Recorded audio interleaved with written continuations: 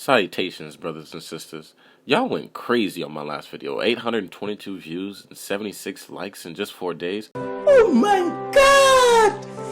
Wow! I'm truly grateful for the love, and I'm happy that this is something that you guys really want to see. There's nothing but the grace and the glory of God that I'm actually even making these videos. I'm really determined to keep that same, once a week schedule since I'm not in school, but I am trying to start a business, so that's really taking up some of my energy. So I'm sorry for this late video. It's just all really just been a blessing how much I've been able to accomplish this year. I've really been focusing my mind and my ears to listening to the voice of God and really just having that grind set mindset while maturing in areas as well. I'm full of joy. I'm full of joy and happiness. You know why? Because God is good all the time, and all the time.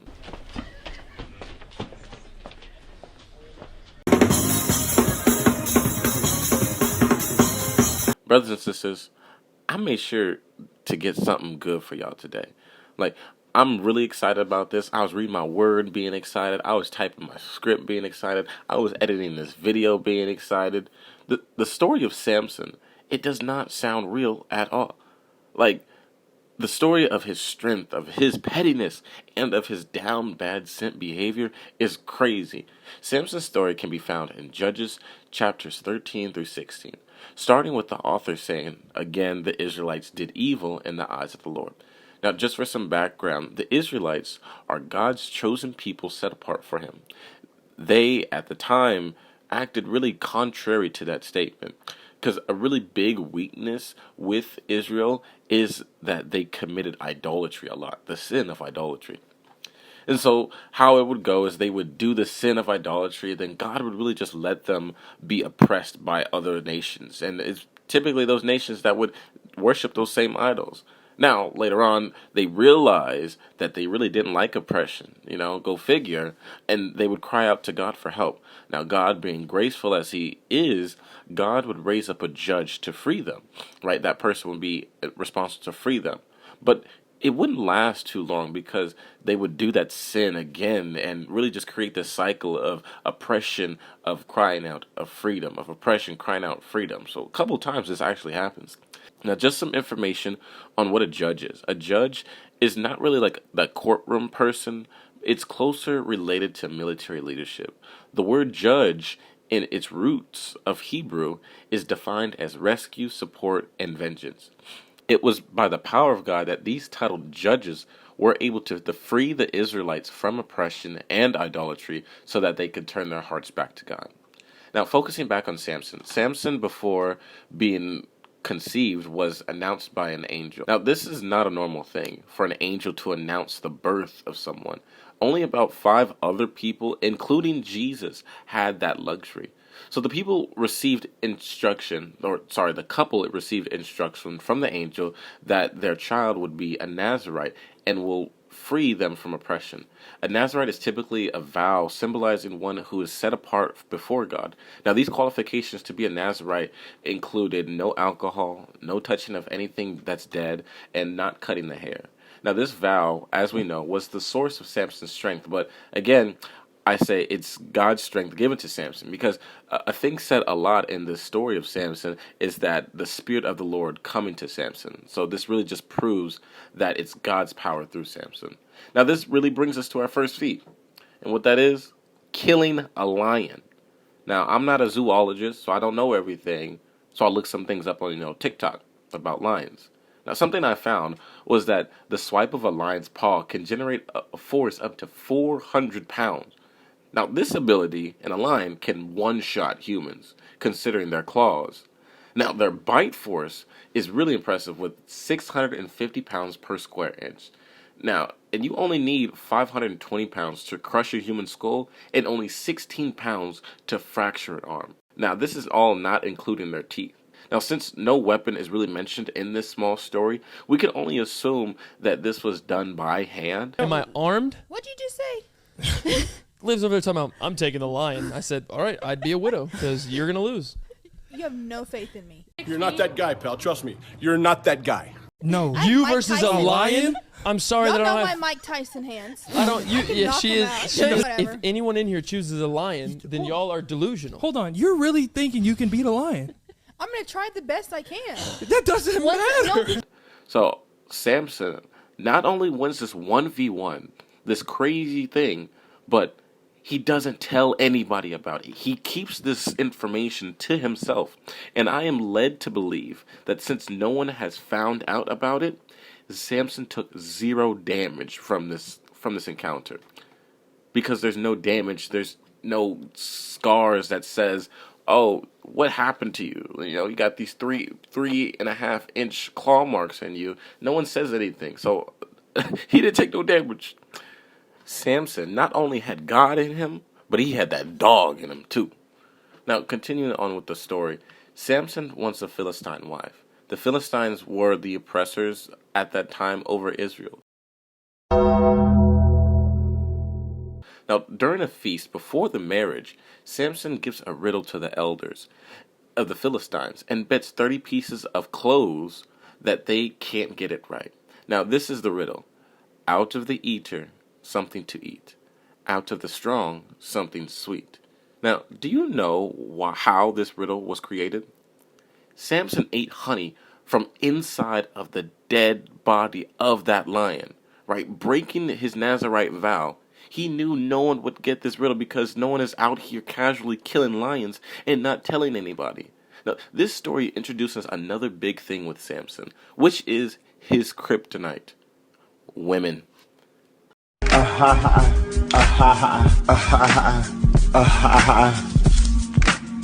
The bride-to-be begged and pleaded for the answer. Why? Because the elders of the Philistines didn't want to be embarrassed by Samson, so they threatened the bride. She went as far as using emotionally manipulative statements like, "If you love me, you would," or "If you really wanted to marry me, you would do this." These statements finally get Samson to give her the answer. So now the elders know that answer, and Samson has to pay up. Now, do you think he had clothes ready to give the elders? No, he did not. Do you think he worked hard to buy the money to pay for these clothings? No.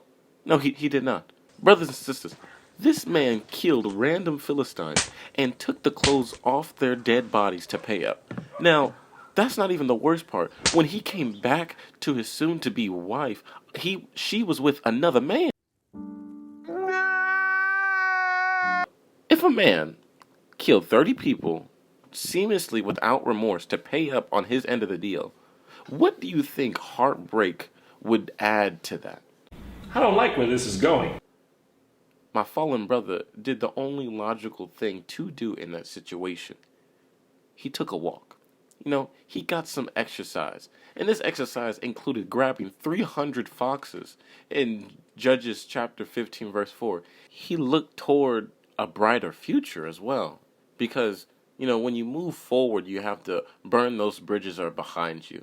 And Samson took that pretty literally and a step ahead. In Judges 15, verse 3, he burned up the stalks and standing grain together with the vineyard and olive groves. Now, how did he do this? Well, he tied up the tails of each of the foxes. 300, like I said, tied up their tails, set the tails on fire, and let them loose in their gardens. This is something that you see out of an action movie with planning or revenge plots, or even those Home Alone movies on how detailed and petty this thing is. Now, for this next one, it really signifies this unlimited stamina that I would say could be added to the list for Samson. And this is how it goes. So Samson leaves the tribes of Israel and stays in a cave. Now, this is because of what he just done with the foxes, so the story is really just continuing on. But back home, the Philistines are really harassing the Israelites because they want to kill Samson. Why they so worried about where I'm at? Fast forward a little bit, Samson surrenders to his own people wanting to take him to the Philistines, but Hold up. Wait a minute. Something ain't right. the ops show up and wanting to send Samson Oh my goodness. Just ruining it. Look at my lips. You're ruining it. Ruining. Send Samson to God's throne room, right? If you have been keeping up with these stories, Samson has been tested to see if he has that dog in him. And he indeed and does has that dog in him. I mean, David Goggins, they don't know him, son. This guy proceeds to first break the rope that is holding him together, right, binding him. Then he grabs the closest thing that he can use as a weapon, which is a jawbone of a donkey, and then he starts to wipe people off the senses completely. I mean, Oprah Winfrey style. You get the smoke, you get the smoke, you all get the smoke. Just really imagine that scene in Naruto with Madara. It's basically that. The only thing standing between people is air and opportunity, and Samson is taking that opportunity to be like a Twitch streamer making these clips. I mean, Samson right now is like Him, bodies. these Philistines are finding out if the afterlife of their gods they serve is real or not. I mean, Samson is using the power of the Father of Lights right now to send these buckos back to the Shadow Realm. I mean, you can call this man a preacher because he is laying hands on everybody. Messing around and find out, and they are indeed finding out lickety split. You ever seen that question about like how many fifth graders you could take in a fight before they overwhelm you? They be saying like, oh, I'm going to take out like, 70. I'm going to take out like 100 fifth graders at once type stuff. Lies. Lies. All of them lies. Because most people can't even go up a flight of stairs without needing to catch their breath, and they think they can take more than 50 cracked out kids. Now, Samson, on the other hand, But I'm a genetic freak, and I'm not normal. caught 1,000 bodies that day. Adult men, warriors, ready to fight, ready for the smoke, and they was not ready for the smoke. At one point, you would think that, people would really get tired of just seeing this guy just taking everyone out and would really try to reconsider their approach and how they are really trying to detain this guy. Me personally, I wouldn't take this level of disrespect. Now, me personally, looking at the time that we're at currently, I will take my personal approach to end this thing off of a cliffhanger right now. Because there's so much more that I need to discuss that I need to give it a part 2. Because there's 2 big stories that I don't have enough time for, and one of them involves a woman named Delilah.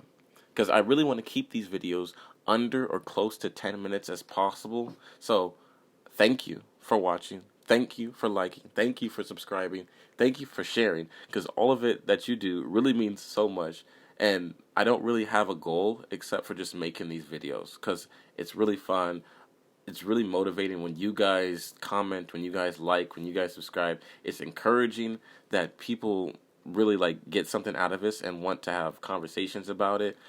And the people that I run into that at my work, they be seeing the videos and they be liking it too. So it's all like really cool, and I really appreciate you guys all. I really do, because this is enjoyable. I like reading my Bible more now. Because that was the goal. If you watched the first episode, that was the goal, to read more Bible, and I'm doing it. So the goal complete.